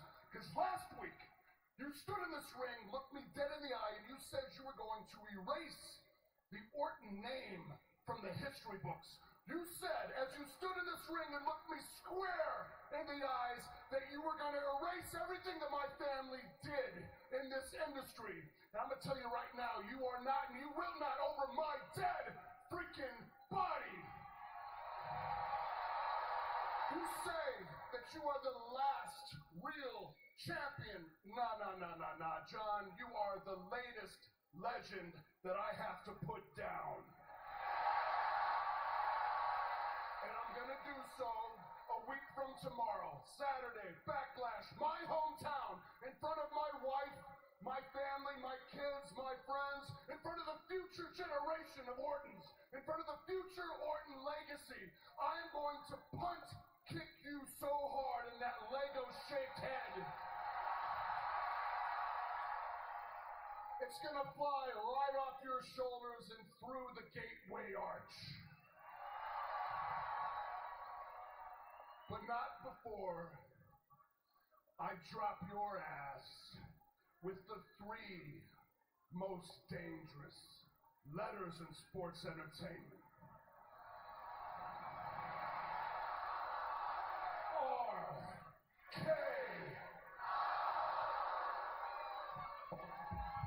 doesn't get more pointed than that. From Randy Orton, sending the message to John Cena, the undisputed champion, that you're just the latest legend that I have to put down. Eyes narrowed, veins bulging, skin turned a shade of puce. Yeah, good luck at Backlash, John Cena. You are going to need it against this version of Randy Orton. A week from tomorrow, 7 Eastern, 4 Pacific, streaming live on Peacock. Undisputed WWE Championship on the line at Backlash.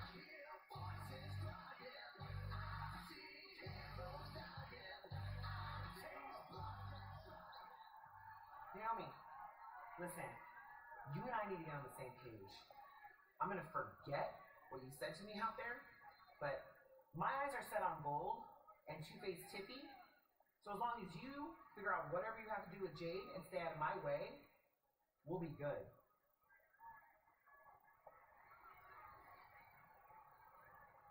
Sure.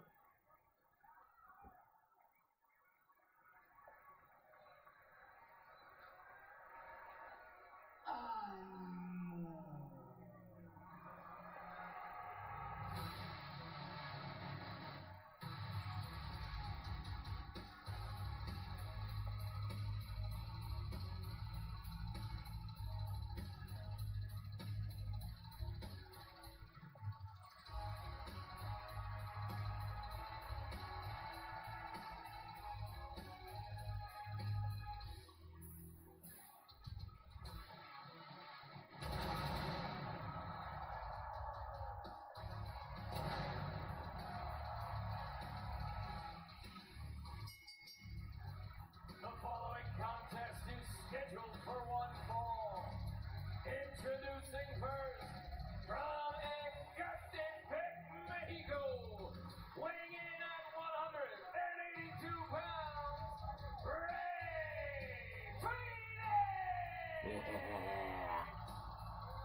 Ray Phoenix has built up such a past before arriving here to WWE. And the splash that he has made since arriving at Smackdown. And now he'll bring his full arsenal of offense right to Santos Escobar. That is next.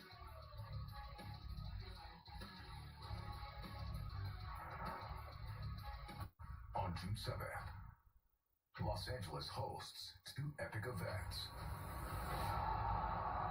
WWE Worlds Collide, featuring Triple H and Libre. All gas, no brakes. Here we go. And WWE Money in the Bank. The opportunity of a lifetime. Rise above the rest. WWE Worlds Collide and Money in the Bank in Los Angeles, June 7th. Combo tickets on sale now.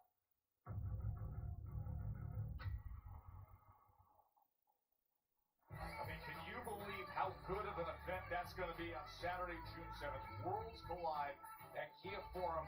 Money in the Bank at Intuit Dome, and individual event tickets are on sale this Wednesday, May 7th, via Ticketmaster. Resale starts this Tuesday, May 6th. Those are the individual tickets. That's going to be an outrageous day of action.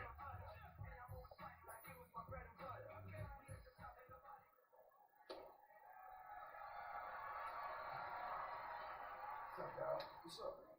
You got no chance at Backlash. My childhood hero, John Cena, is going to beat Randy Orton. Wow.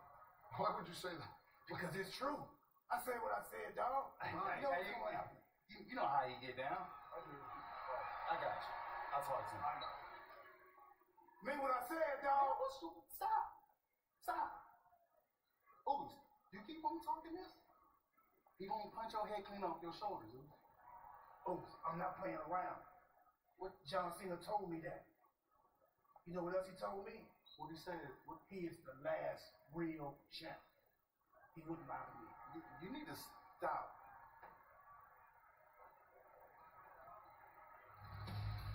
I've given up trying to make any sense whatsoever of R-Truth. Jimmy, save yourself. You can enter WWE's Dream Trip Resort sweepstakes for a chance to experience Universal Orlando Resort's 4 theme parks, including the all-new Universal Epic Universe that opens May 22nd, plus a chance to meet a WWE superstar. Folks, go to WWE.com/Universal Sweeps, and you can enter for a chance to win. Ray Phoenix, proven successful career, and then the night before WrestleMania, the opportunity arrives, short notice WrestleMania entry. These two met up in the Andre the Giant Memorial Battle Royal. Phoenix eliminated Santos. And his opponent, representing Legado del Fantasma from Mexico City, Mexico, weighing in at 217 pounds, Santos Escobar! Santos Escobar, who has been hypercritical of Legado del Fantasma Los Garza, and then hypercritical of Ray Phoenix for his match against El Grande Americano, and now in this position. Well, initially, Santos Escobar seemed enthralled with the performances of Ray Phoenix. However, that loss to El Grande Americano at WrestleMania 41 has certainly soured the Emperor of Lucha Libre on the newcomer to Smackdown. He decided it was a disgrace to the art form of Lucha that Ray Phoenix could lose to, in his words, a clown like that. And he blames Ray Phoenix for not jumping in with Legado del Fantasma and using Santos Escobar as a sort of mentor here on SmackDown for that loss. And now I guess it's going to be punishment time. Yeah, saying basically, you're so right though in the early reception that Ray Phoenix was given by Santos Escobar, almost as if he was trying to recruit him. He was fawning. So He was interested in everything he was doing. And these two have a fair bit of history. They have competed together many times in North America, the entire continent, including mainly in AAA, the newly acquired Mexican company south of the border. So they have a healthy professional respect for one another, but they've certainly never been bros or anything like that. I think Santos Escobar's attempts to bring Ray Phoenix into the fold has fallen on deaf ears. And now the Emperor of Lucha Libre is looking to teach him a lesson. You mentioned the newly acquired AAA, and that is the focus of what we were just describing with what's happening on June 7th with Worlds Collide and NXT and the newly acquired Lucha Libre AAA worldwide. That is going to be June 7th. Money in the Bank is also that day. So there's your response, Santos. Santos suggested he should be the boss. Did not impress Ray Phoenix. However, that might change your mind. Back and forth, towing the line. Phoenix and Escobar. Wow. Listen to that.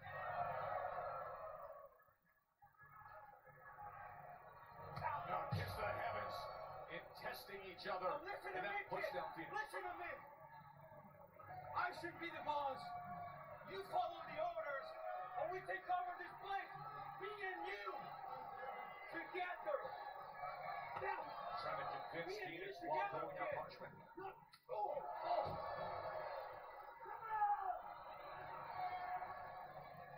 I mean, this has been anything but Lucha Libre so far. Just a slugfest. Just pure brutality.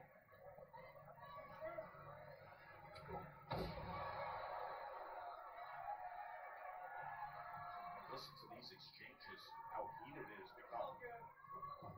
And now here they go.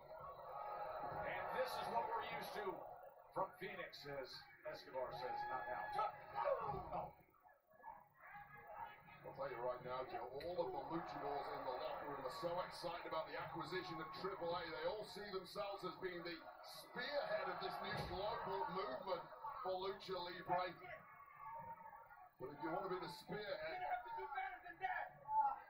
you got to start collecting some W's against the other luchadors. That is why victory here tonight is so crucial for both of these men.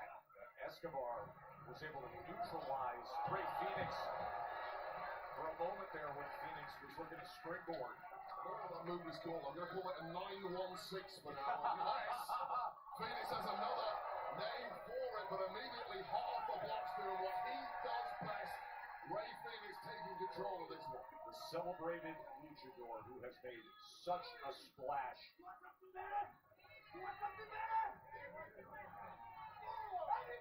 Heated conversations continue face to face between Phoenix and Escobar. Of course, Phoenix was the late replacement for the then injured Rey Mysterio at WrestleMania 41. Says that Santos Escobar is using this as a negotiation tactic against Ray Phoenix. I think he still thinks he can bring him into the Legado fold. Lining up that target, looking to go flying. And there goes Escobar. Through the air, out to the floor, pinpoint accuracy, target Ray Phoenix.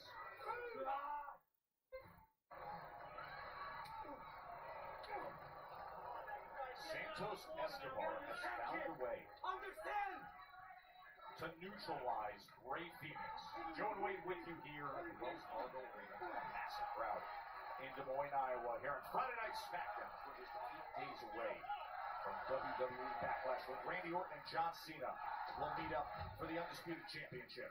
After a blistering start to Ray Phoenix's career, he is being made to look completely ordinary by this performance from Santos Escobar, who has a point to prove this evening to the world of Lucha Libre. This is nothing like the version of Ray Phoenix we've seen in recent weeks. Boy, it was a physical match right from the start. This is what happened during the break. Yeah, it's been trash talk, and it has been pointed attacks to the bridge of the nose.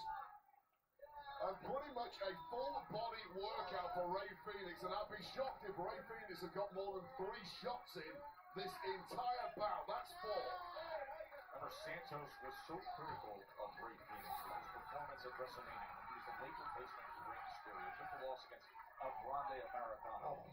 Phoenix telling Santos in not so many words, hey, you got a problem with how I handle my business in the ring? Why don't we meet up in the ring? And that is how this match was born. Ray Phoenix might be starting to regret that as he finally launches some form of offense. But can he start heading through those gears and getting to that top speed that we've all been blown away by over the past few weeks? That is when he's at his best, just like this. Oh, how about a springboard moonsault, Ray Phoenix? And then kick out at 2 and change from Escobar. Well, that turned around in the blink of an eye. That tells you volumes about the durability of Ray Phoenix, who I've written off. Escobar thinking he got the best of it. No, watch out! Return fire from Phoenix. Hooks the leg, looking for the win. All that trash talk by Santos Escobar must taste pretty bad right now to the Emperor of Lucha Libre.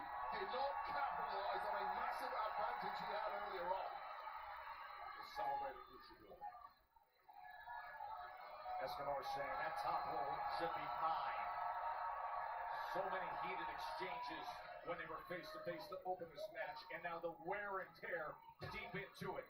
Escobar able to get out of the way. Phoenix attacks at different levels. Oh, what a big knee! And how about that from Phoenix? Popping right back up, finding a little something for a moment. The quick reflexes.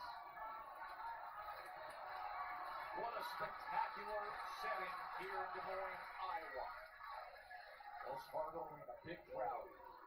Still tag team action to come with Tiffany Stratton, Jay Cargill, Nia Jax, and Naomi. But for now, it's Phoenix and Escobar. What a trade of strikes that was by these 2 men. That sudden burst of adrenaline from Ray Phoenix dropping Santos Escobar. Just when you thought it was game over for Phoenix, he's back in there. Catches him, gets him up top. Escobar trying to fight his way off of that position is Ray Phoenix, and he does into the corner. Goes to show you the physical gifts of Ray Phoenix, at times neutralized here by Escobar's smart in-ring savvy, high IQ tactics, and deep bag of tricks. Wait, I will tell you, Ray Phoenix has eaten a couple of those huge knees tonight.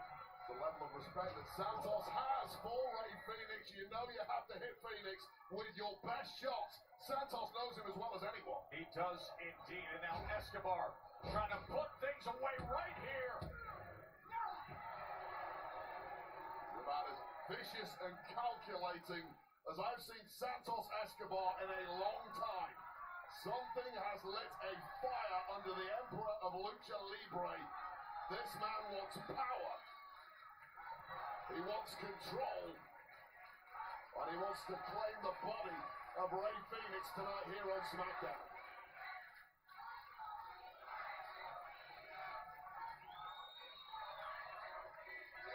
Back up top. Again, Phoenix fighting his way free and follows up with the drop kick. And now quick to the top rope, looking for adios amigos. Connecting with the back of the head of Santos Escobar just when Escobar looked to be ducking out of the way. Top rope Meteora. What impact by Rey Fenix. Nice. Here is your winner, Rey Fenix! Well, that was a very different kind of victory from Rey Fenix than what we've seen from him thus far. But once again, it was the incredible athleticism of this newcomer luchador with this springboard moonsault, first of all, that Santos Escobar was almost caught out with. But really, it was this top rope Meteora to a kneeling opponent that did the damage. The flight of the Phoenix continues here on the Blue Brand. You say a different kind of fight. Sometimes you just have to dig deep. You have to make it just a fight. He did that well. I get it. Yeah, I know Nia. I know her strengths. I know her weaknesses. Excuse me, Tiffany, Jade, I do apologize for interrupting, but in tonight's main event, the both of you are teaming up for the very first time. And you're also taking on two individuals who you've got some really deep-rooted issues with. How well do you think you guys are going to fare? Listen, Byron, I get it. If I were Nia, I wouldn't be over me either. But eventually she's gonna have to learn that this title belongs around my pretty little shoulders. And as for Jade, as long as she stays out of my way, we won't have a problem. Or you stay out of mine. And anyway, I'll be focusing on Naomi, seeing how she'll get enough of these hands at WrestleMania. But I spoke to Nick Aldis, and I'll be facing Nia Jax next week in a #1 contenders match for your title. So yeah, handle that. That's funny, considering last week I almost had you beat. But that's fine. You can go ahead and you can beat Nia Jax. I'll just have to do it all over again. Toodles. Two hastily thrown together tag teams who are clearly not on the same page as their partners. Good luck predicting the outcome of tonight's main event on Smackdown as Tiffany Stratton teams with Jade Cargill to take on Nia Jax and Naomi. That's coming up imminently. And it's the TLC match that has set the standard. With a tip of the cap to so many greats from the past. But it's time to celebrate the current kings of TLC and look back at the perspective at that historic match on Smackdown when we return. It's been here as we look through some of the results. Another big win for Axiom against Pretty Deadly. Aleister Black with a black mask comes up with the victory against The Miz. Zelina Vega finding a way again with a win. And moments ago, we just saw Rey Fenix defeat Santos Escobar.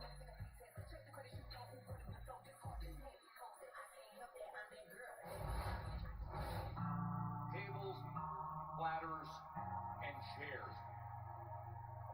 Street Profits, DIY, and the Motor City Machine Guns. Triple threat for the WWE Tag Team Championships.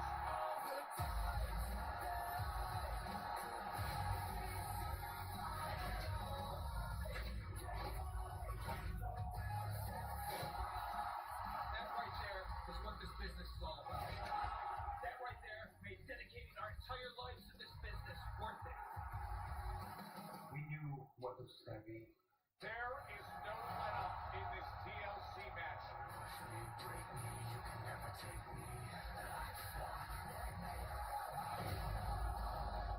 seen a lot of tables, ladders, and chairs matches. This is about as vicious as it gets. The Warriors are out on the floor, beating the hell out of each other. That's a prosthetic leg. Come on! How good is this? All three teams went out there and laid it on the line. Motor City and DIY can hang their heads up high. But at the end of the day,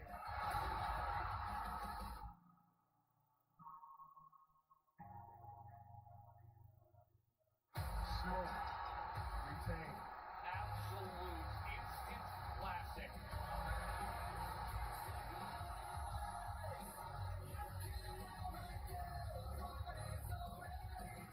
The job scene street profits prevailed amidst ultimate mayhem.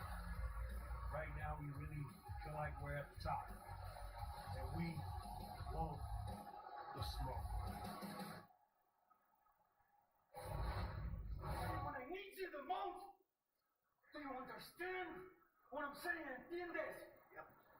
Soldiers, yeah. Santos, tranquilo. What is your problem now? What's your problem? Watch your words. Watch your words, brother. Okay, Santos. You know what? What? I know you don't care about the Garza. And my problem, I don't like you. I know you was talking about legacy, respect, honor. But the only you have is legacy. You don't have respect. You don't have honor. No.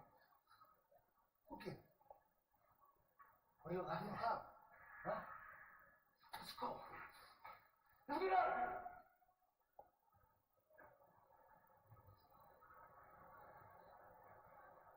I said, let's go.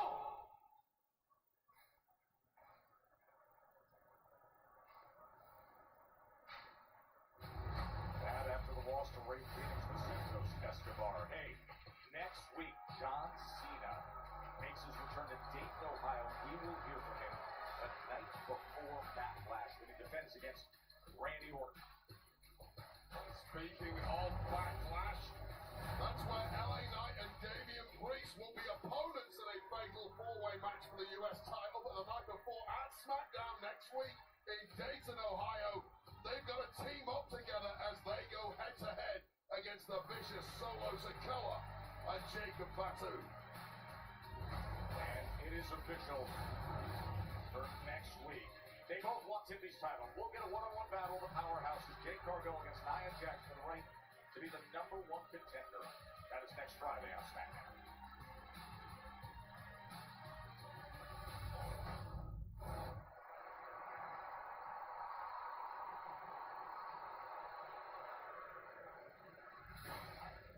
A storm is coming.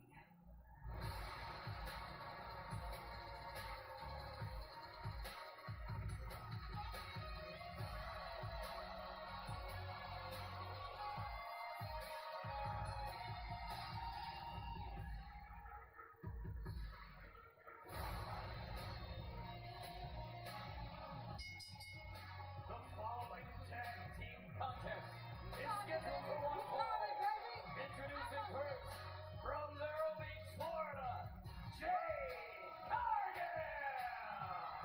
And Jade knows that one-on-one with Nia can wait a week because right now she has the chance to get hands on Naomi and continue to deal with the deep emotions.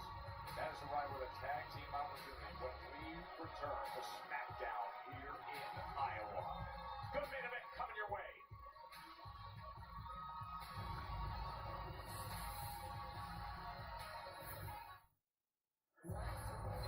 You up for Signs of the Nightwave? Oh yeah, bring your best Des Moines first Smackdown. I promise you, after tonight it won't be the last RKO. What's Heading promised into a next week at mega fight. Backlash? Future world champ, we'll see about that. You're talking a big game. Let's check back in 20 years, kid. Birthday party ideas. No better place to spend your birthday than right here. Congratulations, we're having a big birthday party on Smackdown. Jade Cargill. Earlier tonight she saw Naomi out there and knew things wouldn't stay calm at all. It's Tiffy time. Little did we know we'd have a tag team main event that's developed into this.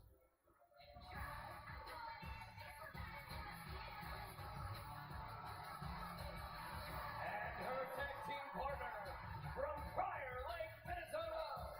She is the WWE Women's Champion, Tiffany Stratton. And a happy birthday week to Tiffany Stratton. There's a lot to celebrate lately. Even more to deal with in the future. Retained the Women's Championship at WrestleMania. That was impressive against Charlotte Flair. But the longer this title run goes, the heavier things get, and Nia Jax's return to action proves that.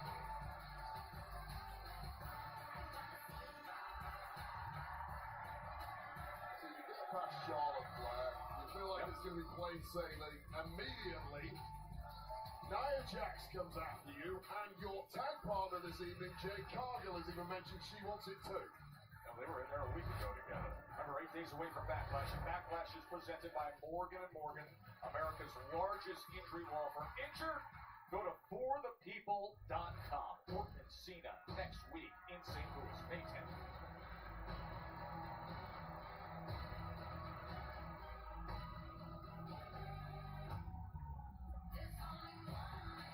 And their opponent, first from San Diego, California, Nia Jax. Nia Jax, whose recent title run was 153 days, and much of that time was spent with Tiffany Stratton by her side. Much of that time was spent looking over her shoulder at Tiffany Stratton. Who on January 3rd, you can see that look she gives to her. Tiffany cashed in that Money in the Bank contract and took the championship from Jax. Nia Jax, you mentioned it earlier, been suspiciously quiet in recent weeks, and that always unnerves me. We hadn't seen nor heard from the former champ, but she chose the perfect time to reignite that pursuit of Stratton as the dust settled on WrestleMania 41.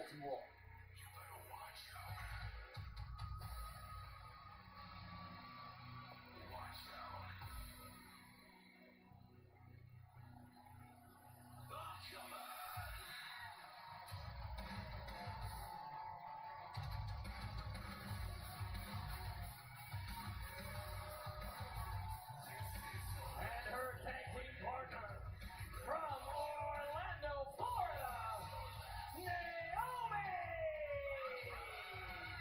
All right, the personality change with Naomi is one thing, but the outfit upgrade right in top spot of the entire locker room, both men's and women's, for ring gear, entrance attire. Naomi is clearly the absolute pinnacle of that game. Wow, the caution tape, every which way, proceed with caution. That's been the mantra, as she has not been shy about stating her goals. Wants more than just the after-mania resolution with all things Jade and Bianca. She wants gold. This is one warp to personality that Naomi now possesses. The nice girl, as she says, is gone for good. 2025's Naomi is one highly volatile and unpredictable woman, but throwing fish with Jade Cargill right off the bat. We're at the most predictable thing you can imagine. We're going to start off with a brawl. This is just the reason why we even have this tag team match in the first place. Is this a tag team match, or is it just two separate fights at this point?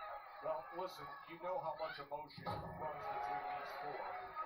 These two are the best of friends, side by side, and then the betrayal, and then the cash-in. And now the champion trying to beat down on Nia Jax, who came after her so hard last week as she made her return. It feels like a four-way fight for survival at this point.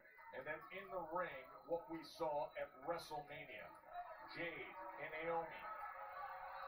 I mean, were we ever expecting this to be a normal tag? No. All women kind of said to their own partners for the evening, stay out of my way, let me take care of my business. Yeah, Naomi saying, hey, Nia, you can have Tiffy all to yourself. This is a tactic-free tag match. We're just going to see where this one goes. The four women in there apparently going to figure it out as they go along. Jade Cargill's doing a pretty damn good job of figuring things out thus far. Now, all those months on the shelf, out injured because of the actions of Naomi, was Jade, and she now delivers that kick right to the midsection. Jade comes back into the ring. Well, Jade Cargill thought she was done and dusted after victory at WrestleMania 41, was ready to move on from this menace that is Naomi. But Naomi, who blames Cargill for breaking up her friendship with Bianca Belair, is certainly not done with the storm. No, she is not. But you were absolutely right in your assessment of Jade Cargill and what her mindset was. She did not think that she would still be dealing with Naomi after what she thought was going to be the resolution that happened in Vegas. She came on our post show and she turned right to Big E and said it. Well, you get it. Jade Cargill's done wonderful things in the tag world over the past 12 months, but now after that performance at WrestleMania, and indeed the performance against the World Jack Stratton last week, she was ready to step her game up in the singles world and grab some gold there. Oh, there was the tag. The blind tag by Nia Jax, who comes right in. And there is that element of inexperience still from Jade Cargill. As much as the physical presence is immense, she just doesn't have the ring savvy of Nia Jax, who is now in control. A week from now, Nia Jax and Jade Cargill will be one-on-one in a #1 contenders match. But right now, as you see that big forearm coming on Tiffany Stratton, there's so much emotion boiling over this tag team match. Tiffany and Jade against Nia Jax and Naomi. Look at the power, but then collapsing down into the cover. And Jade, but she gave it a shot. Well, she got Nia Jax up there. That's the biggest part of the battle with the energy bar for Jade Cargill is just too low after the beating she has received, and now the fresh and vicious Naomi back in there to punish her most hated rival. Remember a week ago in the post-WrestleMania edition of Smackdown, Tiffany Stratton and Jade Cargill were going at it. It ended in no contest when Naomi attacked Jade Cargill. That ended the match, and then came the stunning arrival of Nia Jax, who cleared house and beat down Tiffany Stratton. Perhaps at long last, a little daylight for Jade Cargill to try and claw her way over for a tag to the WWE Women's Champ, Tiffany Stratton, who has not legally been in this match at all thus far. It has been all Jade taking punishment, and look at this as Nia tries to pull her back. Jade gets free, and it is Tiffy time here in Des Moines. The sight that Nia Jax did not want to see. Tiffany Stratton, that big knee. Nia Jax has just met the center of the universe, which for one night only is Des Moines, Iowa. The WWE Women's Champion has something to deliver. How about this? Crucifix pin attempt.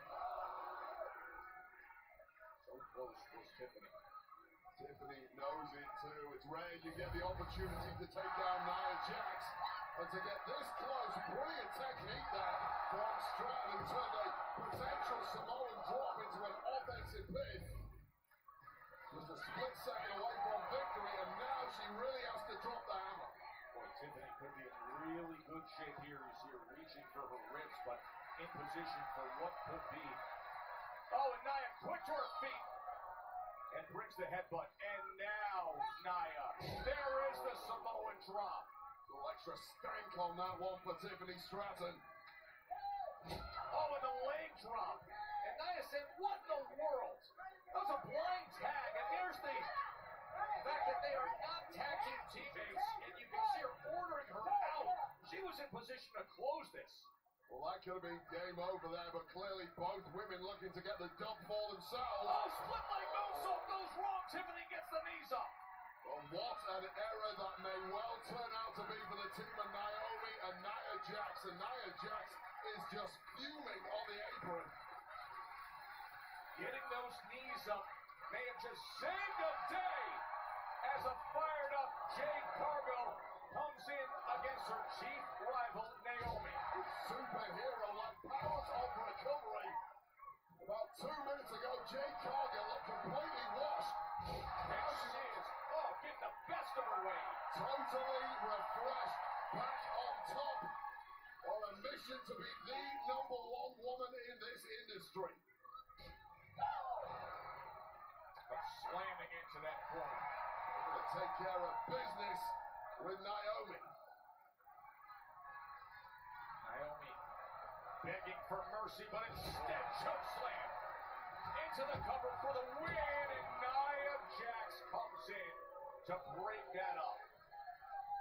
And now dragging her partner back into the corner. Remember what happened moments ago when Naomi tagged herself in? Well, guess who's back? The running elbow drop, the senton on Jade. This thing could be over, but Tiffany's going up top. Oh, swanton to break it up. And Tiffany may have done damage to herself. Well, what an insane breakup that was by Tiffany Stratton. And again, this one is completely broken down. Referee losing control. But who can blame him with these four giant personalities in that ring? Tiffany and Naomi. Oh, and squashing both of them in the corner is Nia Jax. And pushing them both out of the ring. Yeah, I'd say the tag team of Nia Jax and Naomi is officially over, but this match is ongoing as Jax closes in on what looks to be an imminent victory. And now Nia Jax is putting Jade Cargill in position. It's squashing time, Joe. No, it's not. Oh, Jade! Look at Jade! Could she possibly? She's got Jax up on her shoulders. Jade Cargill. Yes. Bye-bye. Here are your winners, the WWE Women's Champion Tiffany Stratton and Jade Cargill. One of the greatest physical specimens in the history of our industry used that physique to full effect there.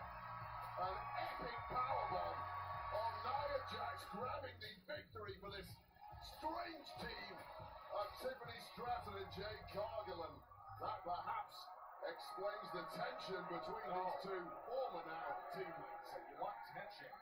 How about the champion saying, "That's mine"? It's yours for now, Tiffany. Positioning for the women's championship is becoming a bit of a demolition derby. Oh, and Naomi is back in the ring and attacks from behind. Both women were distracted by that glittering championship. Never take your eyes off that caution tape. Listen, it's going to be Nia and Jade for the #1 spot a week from now, but it's Naomi. Proceed with caution, holding that WWE Women's Championship at the end of this night. What a night from here in Des Moines, Iowa. We're only 8 days away from